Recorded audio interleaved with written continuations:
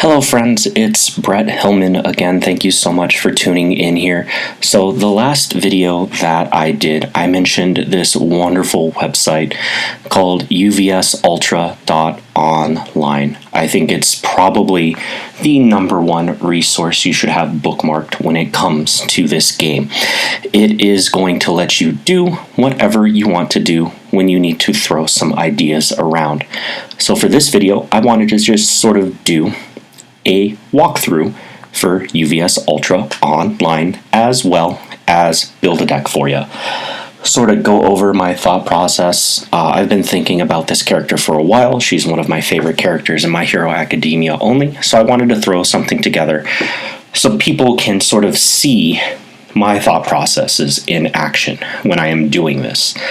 A lot of people are going to just sort of throw lists up there on the internet, and you're going to look at them and you're going to go, why?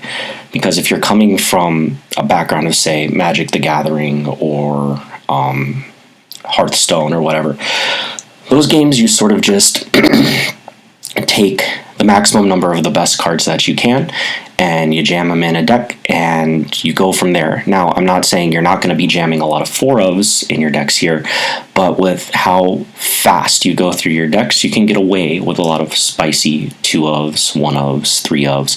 The numbers are going to look different. So let's get started here. We've got uvsultra.online. Bookmark it immediately. Ignore all these bookmarks here. You don't need to judge me, especially when I've got Genshin Impact Daily Check-In right there. The layout for this website is actually super clean. You can search by card name. You can search by card text. Say you want to look at all the cards that say draw one card on it. You can put draw one card in there. You can filter by format. I'm going to be filtering by My Hero Academia since that's the kind of decks I am going to be building. And then you've got all your resource symbols here. If you search by just air in My Hero Academia, it's going to show you all of these air cards. If you search by air and void, it's going to show you air and void cards. You see you got Denki and then you got Kirishima as well. Now, when you really want to narrow some stuff down, say you want to search by Death Earth cards only, you click this Match Selected Resources button, and it shows you cards that have both Death and Earth, which in this case will be Nomu and Aoyama. Very useful, especially if you've got a tip of the tongue sort of thing where you can't remember a card's name, but you know what symbols it's got. You can filter by control checks. You can filter by difficulty, equal, less than, greater than. You can filter by keywords. So when you have a specific keyword that you sort of need to reach a critical mass of, like charge or kick or ranged, you can filter by keyword. Block modifiers, I very rarely use this since I don't go that deep on numbers. Block zone is great. Speed and damage if you really, really want to, and then attack zone if you want to overload. So when you want to build a deck, you will want to create an account. You can do that up here in the upper right hand corner. You just register an email and then you can create a deck. Go to this current deck button here. I'm going to type or tap on create new deck, and we're going to make us an Ochako deck here. Make sure I spell that right, and I'm going to hit create. Now, where do you start when you're building a deck, right? Well, I start with the character because, that's who you build everything around here. So I've got characters sorted here. We've got Denki, don't want Denki. Got Tokoyami, I'm not going to build Tokoyami right here. And here's my girl, Ochako Uraraka. We're going to slide right over here to this little plus sign button. Take an action on Ochako Uraraka. I can set 1, 2, 3, or 4 cards in the main board. I can set 1, 2, 3, 4 in the sideboard. I'm not looking to play extra character blocks. Some decks might, but with only needing 50 card decks, you're going to fill up really fast. The only character who's really going to want extra characters in his deck right now is True Form, All Might, and Mount Lady, but we're neither of those. Next, where do we go from there? Well, a lot of people are going to want to go to attacks. So tap on attacks, tap on my Chaos button. You could have just left it selected, but Chaos is the symbol that I'm going to be doing here. A lot of people are going to default to Air because it's a lot easier, a lot more aggressive, but the Air Chaos core shared between Denki and Ochako is incredibly strong. So no matter which symbol you build either of these characters off of, and I think you build them off Air or Chaos, Life in Ochako is not that great, Order in Denki is not that great, though it can still get there just based on the strength of the two respective characters. But you're going to be seeing a lot of overlap between these two characters when you're building them, especially since they both care about charges and they both care about momentum, so it's very complementary. So let's search up attacks here. Blitz Rush. So am I going to play Blitz Rush? No, it's big, it hits really hard, but it's difficult. I'm not looking to play a 6 difficulty attack in my Ochako deck because I'm going to be looking to play a lot of attacks, and Blitz Rush is a sort of end of string thing, and it's just going to be too expensive, especially as a 6-hander who can't supplement her builds too well. If she was able to, generate foundations easily, Blitz Rush could be a lot more justifiable, especially since it has this great +1 mid block up here. But as it is, I think Blitz Rush is just a little too clunky. Electric Jolt, on the other hand, I think this card's incredible. One of Ochako's best things is her poke game. You can send an Electric Jolt, they block it, great, whatever. You put Electric Jolt in your momentum, and now at any point in time that you want, it's going to target commit their best foundation, whether that be on your next turn when you're trying to kill them, or say they're trying to kill you and you just need to shut something off. Electric Jolt does that for you. It also blocks really well on the high zone, and it always deals 1 damage. This card is incredible. If it drew you a card, it would be broken, but it doesn't. We're still going to set it at 4, though. See how it says 4 Electric Jolt added to Chaos Ochako. Total number of Electric Jolt in deck, 4. Great. Let's not forget it has Stun 1. Games are going to be games of inches. This is a Stun 1 that immediately goes to momentum for Ochako and immediately taps something else down. So, very great right there. Next thing we're going to go into is Electric Surge. It blocks okay, +3 mid's not incredible, but it does have Stun 1, so it's going to get in there. I'm still going to slam 4 of this into my deck. 1, it swings for 7 if you have nothing better to do with all the momentum you've been generating. 2, you add it to your momentum, you throw another attack, you flip this down, you're now at 2 momentum. You then Ochako to pick this back up, and you swing it again. It lets your momentum get out of control when you're looking to just sit on a stack of 4 or 5 momentum and turn them all into meteor showers or home run comets. I think this card is very, very dangerous when it starts snowballing, and that's why I'm putting it in the deck. Indiscriminate Shock, 1,300,000 volts. I'm currently thinking about it. I'm not quite sure where I'm landing on this card just yet, so I am going to make note of it, and I'm just going to put 2, because it does block low, it does swing low. Even though it's not a high attack for Ochako, it's still a charge attack, and that's what we're really going to be keying off of here. Toko stuff, we're not going to play Toko stuff at all. It's just not the synergies we're looking for here. You're not going to have any actions. And then we get to the bread and butter here. We're going to get to Ochako face stuff. Now, if you watched my tier list video with Sam Tate, aka Ace Maneuvers,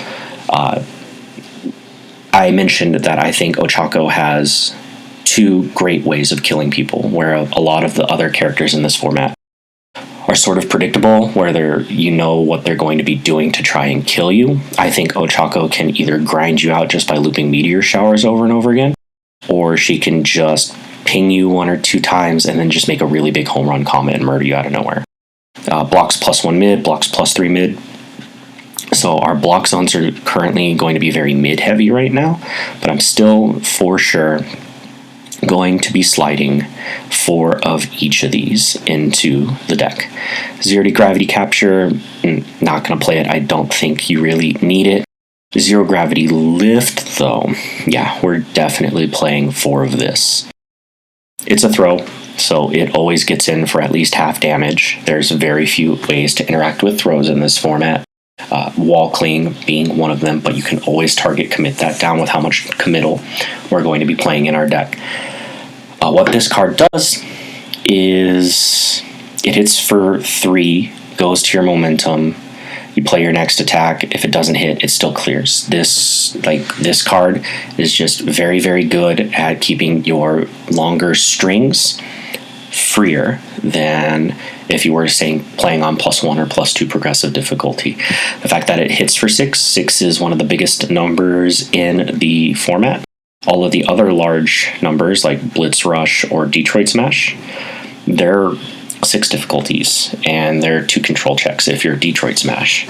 Detroit Smash is a little bit faster. It does a little bit more when it's drawing you cards and making you momentum. But this is a 5, and it's a throw. So you are guaranteed value on this unless they really, really go out of their way to make your life miserable. Todoroki stuff, not really going to be playing Todoroki stuff. 1, it's not the keywords we're looking for. You have zones that you're not really looking for either. I love Ice Storm. I love Breaker 2, Powerful 3. It's great, but it's not the synergies we're looking for. We scroll down a little bit further here. Crone Frog Takedown, again, a great card. It's actually on zone for what we're looking for, but I don't think it does enough here for what Ochako is going to be doing, since Ochako wants to be a very synergistic deck. 1 checks. You have to be either absolutely sure of what you're doing in a deck to want to play a 1 check, or the power that it brings to your deck has to be absolutely overwhelming. In this case, Ochako wants neither of those things. It doesn't bring you power overwhelming. It only swings for 6, and it's too inconsistent. Introducing a 1 check into your deck when you're looking to play 4 or 5 attacks on a kill turn is just asking for punishment. And then we have Pillar Swing. I think it's too expensive for 1 Ochako, the first Ochako here, even though it blocks great. In DLC Ochako, I think this attack's incredible because it's a 5 mid stun 2 that always gets you value. Either it's making you a momentum and clearing itself off if it's blocked, or it hits for 4 and it goes back to your hand and it comes in for 8 again, or it hits for 8 and it goes back to your hand and hit again. Great for DLC Ochako, not so much for this Ochako. And then float combos, so same sort of thing. Good in DLC Ochako, good in Shigaraki, off death. Not what we're looking to do here. From there, if you wanted to sort of take note, you scroll up to this current deck, Chaos Ochako here, tap on it, and you can just tap Chaos Ochako. I don't know why it's showing me as an air symbol here. That's a little cosmetic bug here. But you can review everything you currently have in your deck list. And you just scroll on back. Let's check actions here. Now, actions and assets in this format you can sort of look over together because there's so few of them, and you can just sort of get them out of the way here real quick. Summon Dark Shadow, it's a Tokoyami only card, even though it doesn't say Tokoyami only. Other characters don't have ally synergies, you really don't want to play this card. The one that I want to make note of here is Go Beyond. It's a 3 difficulty, 3 control check, blue card, action card. Block is horrendous, but it turns any of your momentum into whatever you want in your discard pile. So say you 0 Gravity Lift and you respond with Ochako and you put it into your momentum, then you poke another attack and you want your 0 Gravity Lift back. You can just play Go Beyond, discard 0 Gravity Lift, and pick itself back up. It's basically extra copies of your best attacks if they're in your discard pile. So it can make certain decks super, super efficient. I don't know how I feel about it right now because it's a 3 check with a 4 block, and I already have a bunch of attacks in the deck that are just good enough instead. And then the last one we look at here is Plus Ultra. Plus Ultra is a fine card. Don't let this +5 mid block fool you, because it reduces the speed of your rival's attack to 0. So you're always blocking it on a 5. And then it has first enhance, discard 1 momentum, double your attack speed or damage.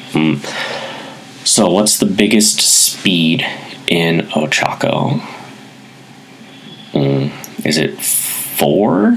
It's 4, right? For Meteor Shower or one of Denki's cards. So 8 speed, you're not really going to be looking to capitalize on that 8 speed by piling a lot of damage on it from your other sources. So you're not really going to be using it for speed. So are you going to be using it for double your attack's damage? Well, 12 damage gravity lifts are pretty good. Home Run Comet is 8, and then you can put speed on it with Ochako. I still don't think this card is good enough. Now, there are other characters like Jiro who can respond and stack up a whole bunch of speed and damage, and then they get first enhance with plus ultra, and they can make their unwavering slashes like 16 damage easy. So maybe that character wants to run it, but I don't think Ochako is going to be a plus ultra sort of deck. And by process of elimination, that brings us over to foundations. Gonna sort by foundation here. I don't need to sort by common, uncommon, rare, ultra rare, or anything like that, because it's gonna show me all my foundations.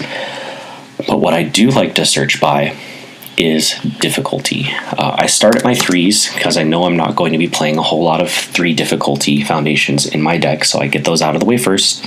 And surprise, the only 3 difficulty foundation in this format with the chaos symbol is in the Typhoon. Enhance, remove, discard 2 cards. This attack is considered completely blocked during the block step. I want to consider this card, actually.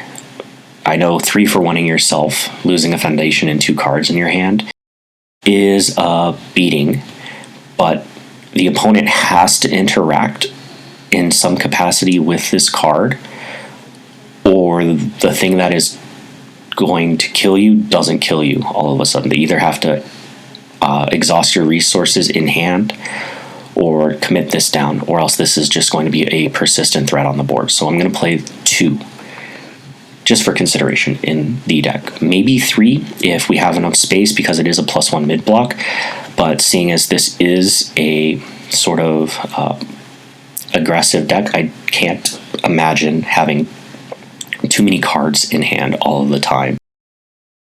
This is sort of like the ability you use on their 3rd attack after they've tried to bait you in with their 1st and 2nd. You're really not going to want to dump 3 resources on your opponent's 1st attack, because that's most certainly going to be bait. Onto that, I go to my 0s. I don't go 3, 2, 1, 0. I go from 3 to 0 to 1 to 2. Mostly because spam foundations in this format are incredible, and spam foundations, and by spam I mean 1s and 0 difficulties, are going to be the backbones of your opening turn. If you have a 6-card starting hand and you have a 3 div, 2 2 divs, or 3 2 divs and 2 attacks, you might want to consider mulliganing that. Even if you have nothing but 3 checks in your deck, say you don't play any 2 control check or 1 control check attacks, you're only going to be able to safely guarantee a build of your 3, 1 of your 2s. From there, if you're going first, that next 2, you could check 1 of your attacks in your turn-ins. If you're going second, your character's committed, and then the follow-up one is even harder because you might flip a 4 or a 3, and then your turn's over and you're sort of in a hole. You're not where you want to be established on your opening turn. Now, say you draw a 3 difficulty foundation, a 2, 2 1s, and a 0. Well, that's 3, 3, 3, 4, and then 4. That's a lot safer. And that's what a lot of people are going to do, because they are going to be tunneled into, I have to play my most difficult foundation first. So I'm going to play my 3. And in this case, you do play your 3 first. You go your 3, your 2, your 1. That's a 3, a 3, and a 3. And you pass those automatically. And then you have your 1 difficulty foundation left and your 0 difficulty foundation left. And you ask yourself, well, what do I play here? The correct move actually is to guarantee your 4th foundation. Play your 0 difficulty foundation first, so you can guarantee that on a 3. And from there, you can either hold your 1 diff, or you can try and play it. Because it's on a 5, either you're going to hit your 3 or you're going to hit your 5. If you hit your 3, whatever, you would have failed anyways, and you would have even failed it on your, if you had played 3, 2, 1, 1, you would have failed it there. But if you hit your 5, you've got another build. So that's just the safest way to sequence your opening plays. So let's get into our zeros here. Requesting assistance, enhance flip. If you have 1 or more momentum, ready 1 foundation that has not been ready this combat phase. I'm going to automatically put that as a 4, just because you're going to want to play this card. It's a 0, it blocks mid well. Again, you're going to want to look at your block zones once you have an overall feel of your deck. Maybe make some adjustments based on there, but mids are always live in some capacity. Next, we scroll down to Stronger in Darkness, and this is actually one of the primary reasons why I'm drawn to Chaos for Ochako. Her damage can struggle sometimes, but as soon as you get 1 or 2 copies of this out, your second attack onwards is going to start having damage on top of it. And when you're looking to overwhelm the opponents, sometimes, like say Kirishima, they're going to block your first couple attacks. They're going to reduce your damage, whatever, and then they're just going to sit on their damage reduction. Stronger in Darkness can negate that damage reduction. And whereas if you didn't have Stronger in Darkness, you would just be sort of stuck, sitting for 2 or 3 at a time. Suddenly you're breaking even at absolutely no cost, because you're going to want to commit your character anyways. So we're definitely playing for this. 4 Stronger in Darkness added to Chaos Ochako. And then we get down to Ochako's 0. Release. E, destroy 1 foundation. Your check to block this attack gets +2. Now, I'm not going to slam 4 of these. I am going to slam 2, and this is going to be a hard 2 of. This isn't something I'm just considering. This is something I am for sure playing. You don't need a lot of these. You only ever really need to see 1. It keeps you out of deadlock. You can destroy a foundation whenever you want. It is speed reduction that the opponent cannot interact with. This is sort of the same thing as -2 speed, because you're getting +2 to block. Moving on. Let's roll on up to our 1 difficulties.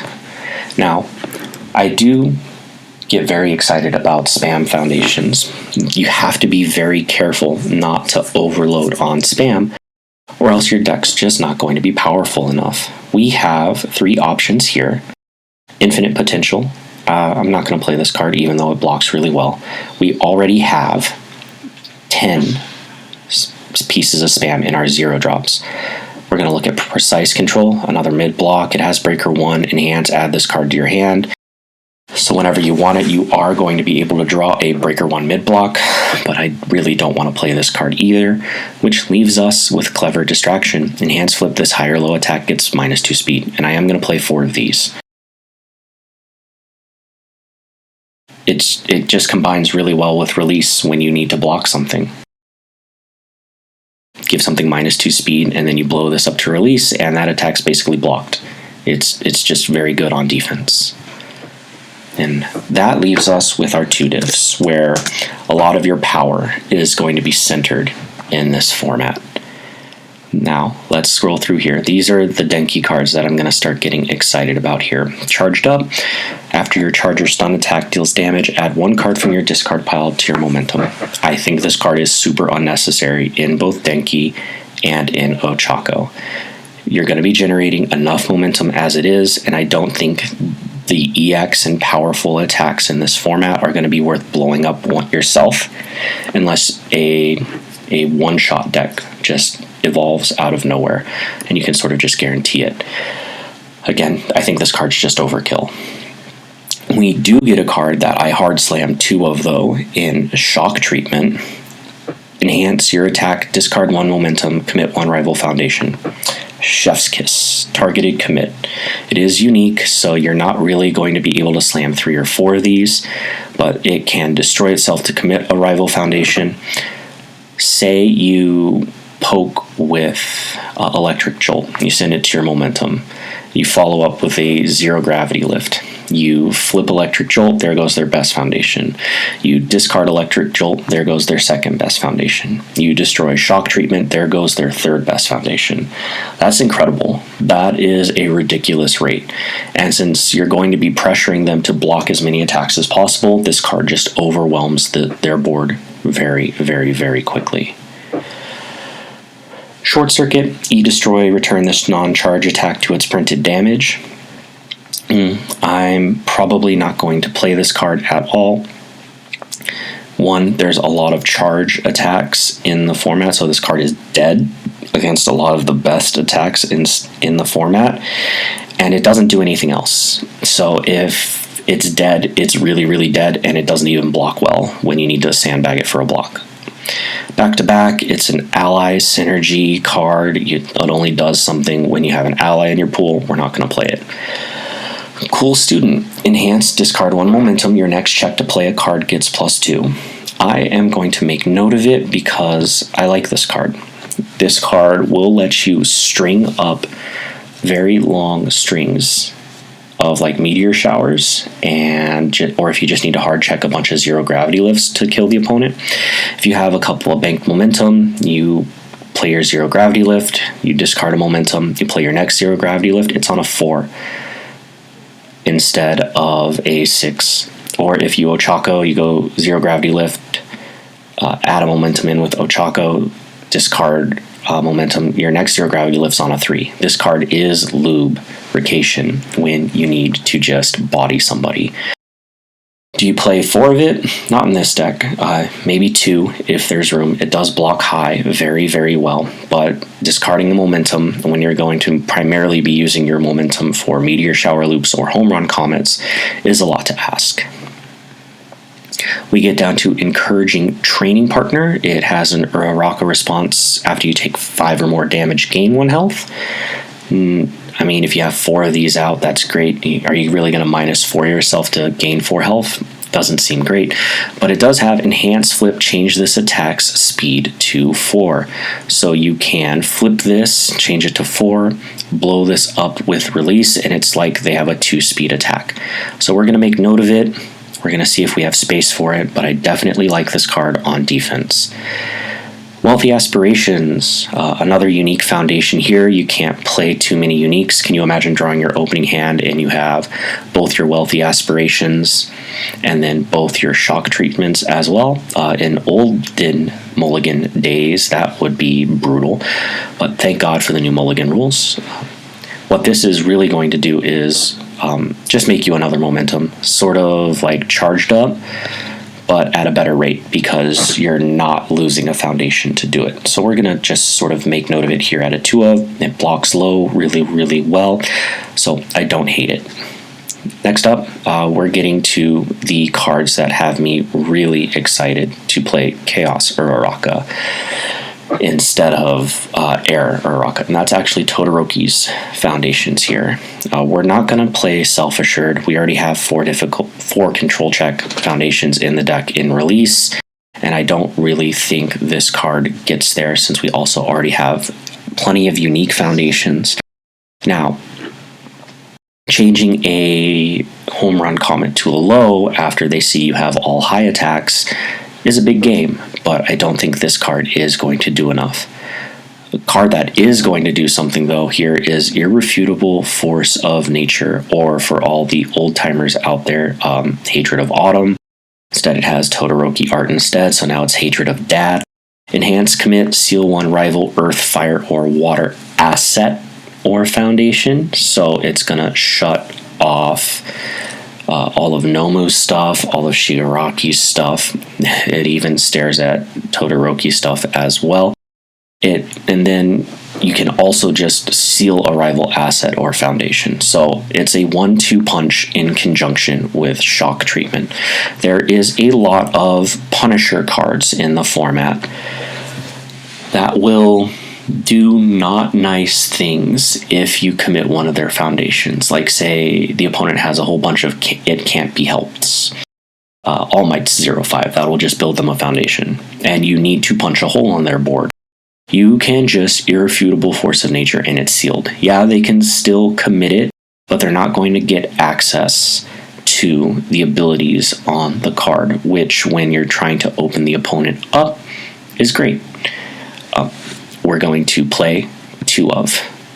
Here, if space allows, we're going to play more, and then we get to Frozen. A lot of people are going to scratch their heads at this one, but let me tell you, playing from experience with these sort of cards, this card will do work for you in the long game. You trade your foundation for one of their foundations. It's not a great rate. You're destroying your foundation and they are committing 1 foundation. But when you're just trying to wrap a kill turn up, it's good enough. You just want to tap them down. They've probably blocked your first 2 attacks.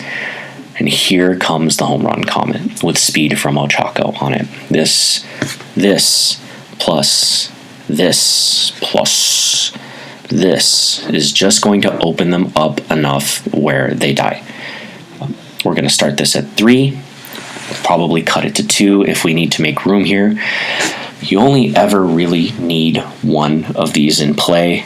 If you have 2, you're really going to eat into your board. The main reason you would want to get 2 on is so the opponent doesn't just target commit it with, say, shock treatment or seal it with irrefutable force of nature. So that's really the only reason you'd want to get multiples of those in play.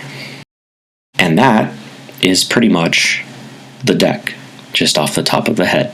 So we're going to scroll up to current deck, Chaos Ochako. Oh, and we are over by a couple cards.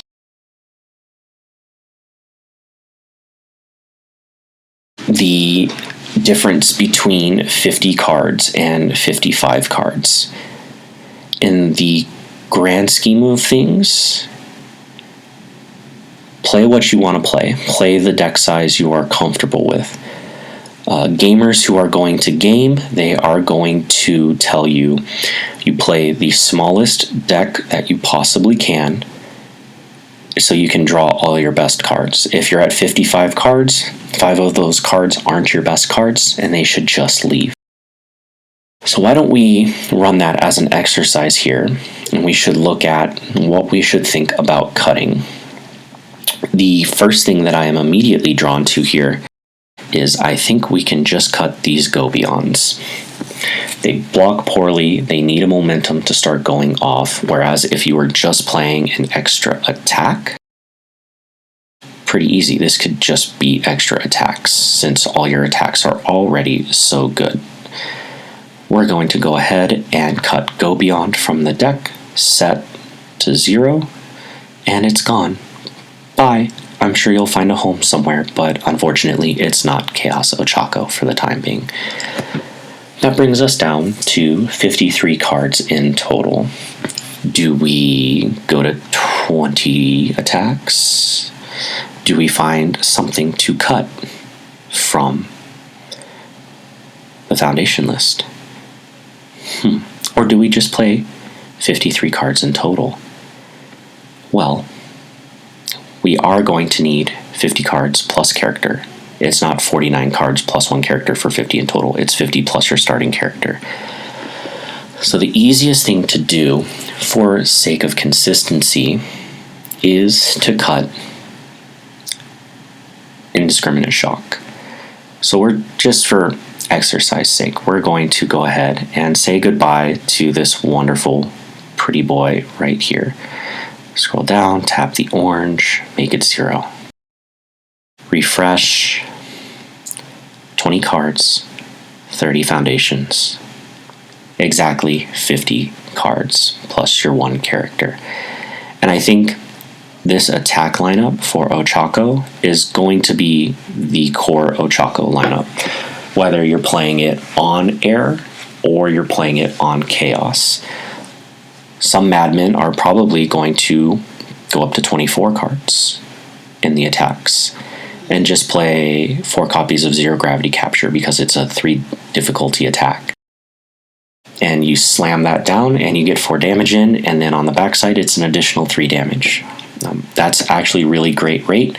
I don't think it's necessary.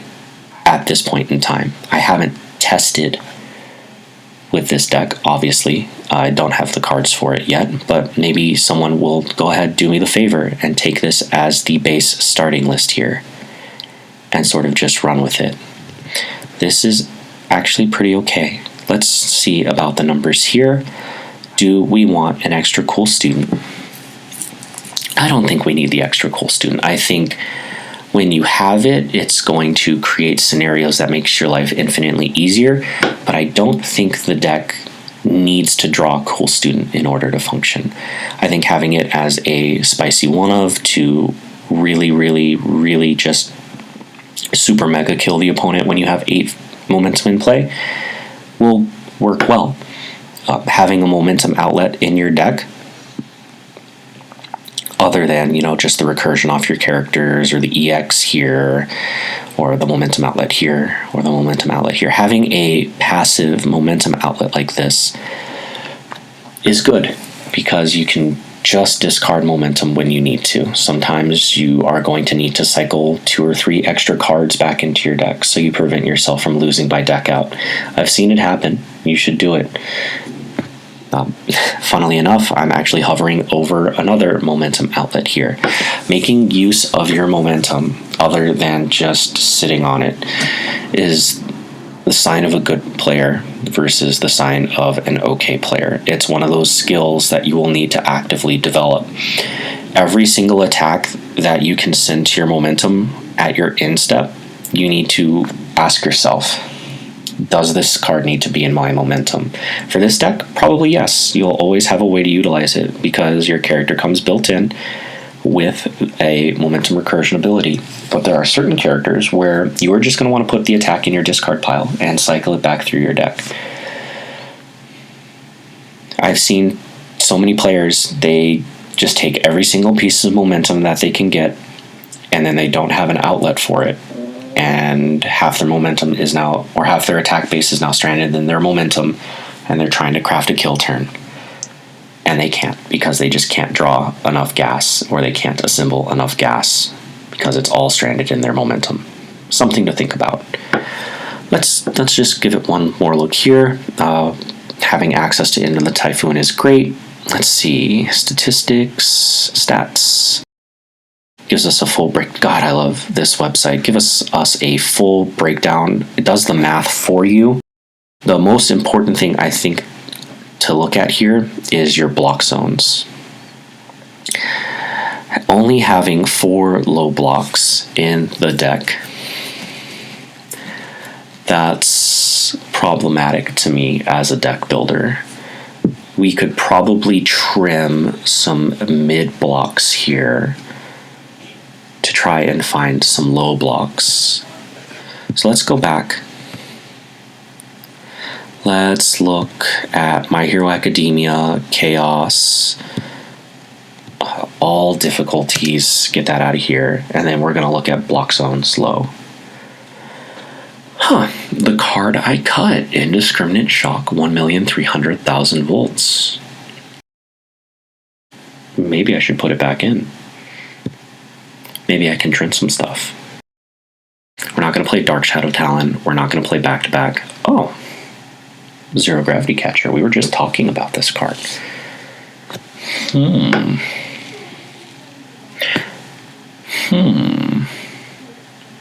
it has a Deadlock Enhance. Let's go ahead and put this in. Just to have note of it. We're not going to play a Frigid Heat Wave. Irrefutable Force of Nature is not where you want to be if you're looking for good low blocks, and then First Day of Class is not out yet, so we're not going to add that in. Let's get back here. We're at 57 cards. We added a whole bunch of attacks. Now let's ask ourselves, where can we compromise to get these low blocks into our deck? They're both +2. This one's a 5 diff. This one's a 3 diff.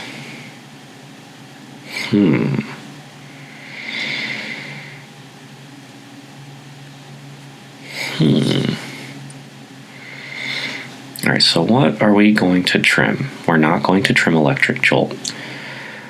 But do we need Electric Surge that much? You know what? I don't actually think we need Electric Surge. Electric Surge might just be overkill. Do you really need this much momentum? One copy of Meteor Shower from your discard pile to your momentum, but you can just transfer any momentum.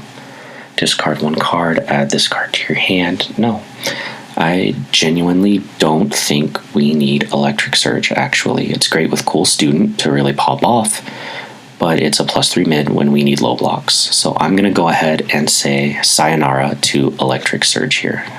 Boo. Click the orange card. 0. Refresh. Back down to 22 cards. Now, because I don't know which card is better here, if we're going to just for the sake of testing, I'd play 2 of each. And then you just pay attention when you're drawing these cards. Indiscriminate Shock. Stun 1, gets 1 down. You trade 1 to commit one of their foundations. Your rival commits 1 foundation. So you're trading one of your worst foundations for their worst foundation. But this hits really, really hard. But so does this. You know what? I'm not going to worry too much about it here. When you build this, let me know which card is better. My immediate gut instinct is actually 0 Gravity Capture, just because it's cheaper. You already have a 5. You have your 4s. You don't have a 3. Remember how I was talking about your opening sequencing on your foundations? Your sequencing on your attacks can also matter. It's a whole lot easier to go 5, 4, 3 than it is to go 5, 5, 3, even if you're clearing with Ochako. That's pretty much it from me. I think this deck is really, really strong. Do I think it's a control deck? No. It's most definitely not a control deck. It's not reactive enough to be a control deck. It doesn't have Erase. It doesn't have Night Watch. It's not an Aizawa deck. Do I think this is an aggro deck? Sometimes. I think sometimes you're just going to draw 4 attacks on turn 3, and you're just going to put them so far into a hole that they are going to either be stuck playing defense for the rest of the game, and you can get ahead that way, or you're just going to kill them with 0 Gravity Lifts and Home Run Comets. So what I would describe this deck is a mid-range deck, and that's going to trigger some people who don't think that terms like mid-range and tempo and control and aggro apply like they do in Magic the Gathering or something else, but they mean totally different things to this game. I don't think this deck will consistently kill you on turns 2 or 3. What I do think it will do is I think it will scare you on 2 or 3, and then it can just grind you out from there. It has all the tools it needs to get past the problematic foundations of the format, while also being able to just pivot and kill you out of nowhere. And that seems like a pretty great deck to me. Thanks for listening, guys. Enjoy the rest of your afternoon. Brett Hillman signing off.